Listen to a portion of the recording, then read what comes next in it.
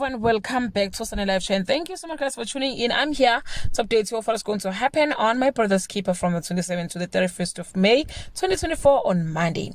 The Panic, Shabalalas and Puseletso are at their wits and looking for Ndumiso, who has disappeared for more than 48 hours. Because financial woes further strain his relationship with Fakazile on Tuesday.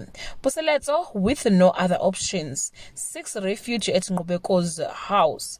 Nomusa learns that her husband is sinking financially on Wednesday.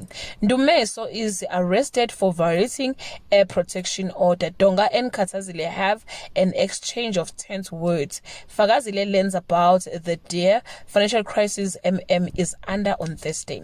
Puseletso refuses to drop the charges against Ndumiso. Katazile makes it clear there is only one person who can save their marriage on Friday. Donga finally decides to put his ego aside and does the right thing. Ndumiso gets the shock of his life when Puseletso, armed with a lawyer, makes a case for her freedom. Well guys, that's all I have for today. You can leave your comment below and share your opinion. Bye.